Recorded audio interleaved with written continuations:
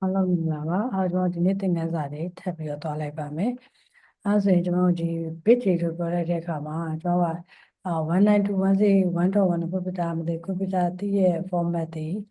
format လဲဆိုတော့binary format ကိုပဲဟိုကတည်ရဲ့ binary format လို့ပြောရတဲ့တော့ဘာပဲတည်လဲဆို0နဲ့1ကိုပဲတည်ဟုတ်ပါနော်ဆိုရင်ကျွန်တော်က0လို့ရေးလိုက်တယ်ဆိုရင် computer တည်ရဲ့ဒါဒီ0 1ကိုရေးလိုက်တယ်ဆိုတာ1သူတည်ရဲ့2လို့ရေးလိုက်ပြီဆိုတော့ computer စပြီးတော့သူဘာဖြစ်သွားမသိရောနောက်ဆို2ဆိုတဲ့ decimal သူမသိရောသူတည်ရဲ့ဘာ format ပြောင်းလဲဆိုရင် binary format ကိုပြန်ပြီးတော့ပြောင်းပါတယ်ဆိုရင်computer နားလည် format 01ဆိုရတဲ့သူတည်ရ2 digit တည်အောင်မလို့သူတည်2 digit ကိုစားပြီးတော့ base 2ပဲပေါ့ base 2နဲ့ပဲbase 2 format နဲ့ဆိုကျွန်တော်က2လို့ပြောလိုက်တယ်ဆိုရင်2ဆိုရဟာကို01ပြောင်းဖို့ဆိုတော့ဒီ base 2ဆိုရတဲ့ဒီ2လေးနဲ့သူကစားပေးရကျွန်တော်နှစ်တလီနှစ်တလီနဲ့ဆိုအကျွင်းရဘယ်လောက်ရအကျွင်းရ3ညကြတော့သူရဒီအောက်ကနေအပေါ်ဆွဲယူရဖြစ်တဲ့အတွက်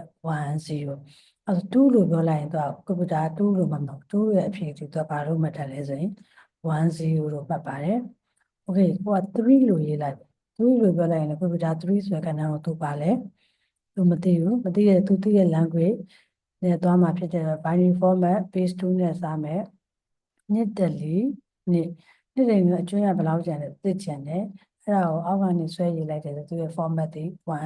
1 okay 4လို့ပြောလိုက်ပြီဆိုရင်4ကိုသူမသိဘူး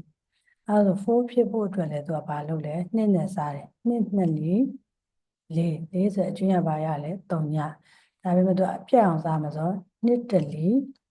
2အကျွမ်းရဘယ်လောက်လဲ3ညဒါဆိုဝင်စရာမရှိတော့အောက်ကိုရေးရဖြစ်တဲ့အတွက်4လို့ပြောရင်သူ့ရဲ့အဖြေသည်100 okay 5ကိုရေးမယ်ဆိုရင်ဘယ်လောက်ရ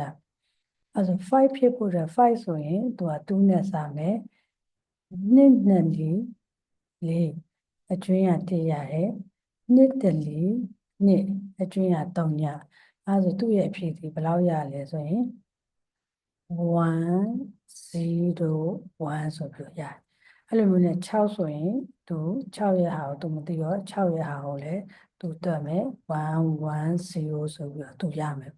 အဲ့ဆိုရင်ဒီလိုမျိုးလေးနဲ့အင်စာလေးပေးခဲ့ပါမယ်30ကြီးကိုအားလုံးတွက်ကြည့်ပါကျွန်တော်တို့နောက်ထပ်ဗီဒီယိုသင်ခန်းစာတွေမှာပြန်ပြီးတော့တွေ့ဆုံပါမယ်နားထောင်ပေးရတဲ့အတွက်လည်းအားလုံး thank you ပါ